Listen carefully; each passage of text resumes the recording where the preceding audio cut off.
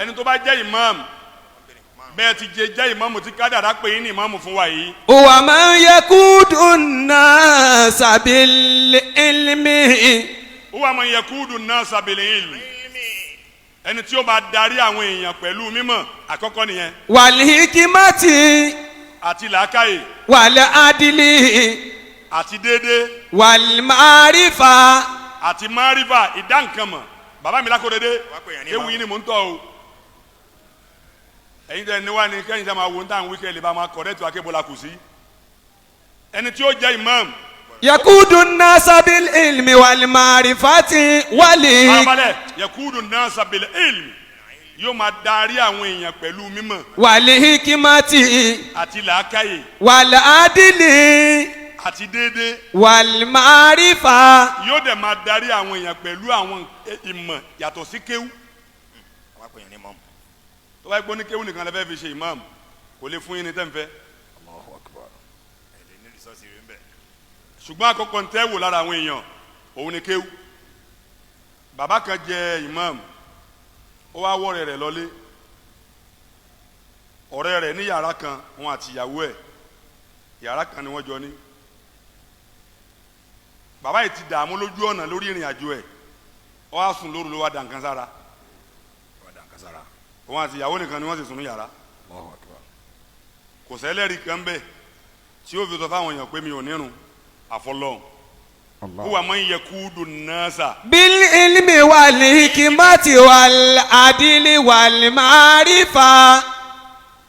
ọ̀rẹ́ tó nílé tó jọkọ ìyàwó wọn lòun ń ṣiṣẹ́ ọdẹ ó wá jí dé nídàájí láti wá kásùbánlé fáwọn èèyàn bá tó dé lóbọ̀rẹ̀ rẹ̀ ó wá ti àlejò ṣáájú gẹ́gẹ́ bẹ́ẹ̀ tó fún wa pé tí a bá fẹ́ kírun ká ti àlejò síwájú pé kó kírun fún wa ọ̀rẹ́ sì lálàá ó ti da nǹkan sára ó lálàá ni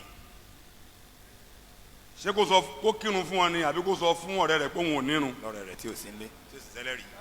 yakudu nnasa bil ilmi wal hikmati wal adili wal marifa. bàbá ìmáàmù ní kẹ́nẹ́ ẹni tẹ́ fi jẹ́ ìmáàmù tó jẹ́ oníkéwú tí ò ní làákàyè yóò sọ àwọn èèyàn nù. La ilaha illallah. bàbá ìmáàmù ní pẹ̀rú bàbá mi àgbà tí ọlọ́run kádàrá ìmáàmù ẹ̀yin ni mò ń dájú ọ̀rọ̀ kọ́ o. àwọn àfáà ní kó bọ́ síwájú ni tó bá fẹ́ fi làákàyè kò gbọ́dọ̀ sọ fún wọn pé òun ò nírun o yóò jẹ̀bi ọlọ́run o. bil hikmati.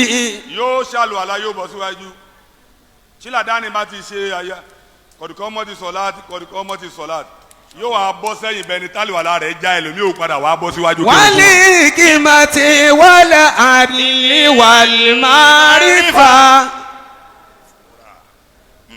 ṣé àwọn pé kò kírun ṣùgbọ́n ti kọ́kọ́ bọ́ síwájú ṣùgbọ́n tó bá sọ fún wọn pé mi ò nírun yóò dá wà lálẹ́.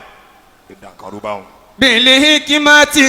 ẹni tẹ́ fi jẹ imam ẹ má fi ẹni tí kéwù rẹ̀ pọ̀ jù yín lọ ṣe imam yóò dà yín nù ẹ jẹ́ kí làákàyè já kéwù.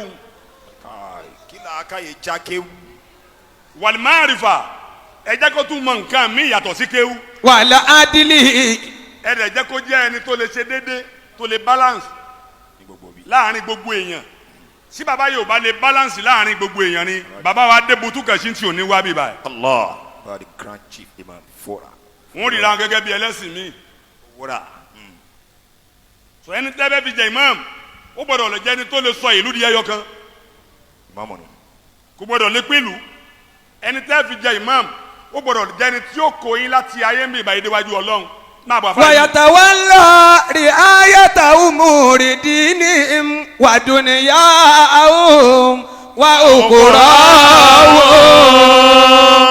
ẹni tí a fi jẹ imam bàbá imam iṣẹ́ tí wọ́n gbélé yín lọ́wọ́ nù o. wa yatawalla ri'ayata umuri dinihim. gbogbo tó ń jẹ́ àlámọ̀rí ọ̀rọ̀ ẹ̀sìn nínú ìlú yìí ó ti padà sọ́dọ̀ yín. wa dunyahum ọ̀rọ̀ àlámọ̀rí ayé àwọn mùsùlùmí nílùú yìí ó ti padà sọ́dọ̀ yín. wa ukhurahum. alikiyama náà báwo làwọn èèyàn ń ṣe bọ́lọ̀ ń pẹ̀dé sàmánì tẹ̀yìn jẹ ìmáàmù yìí gbogbo ẹni tó bá dàgbà tó bá jáde láyé ń bẹ̀ gbọ́dọ̀ wà lìjánà. ní zamani tí. ní zamani yìí gbogbo ní tẹ̀yìn gbọ́dọ̀ ọ̀rọ̀ kó tó jẹ ìmáàmù.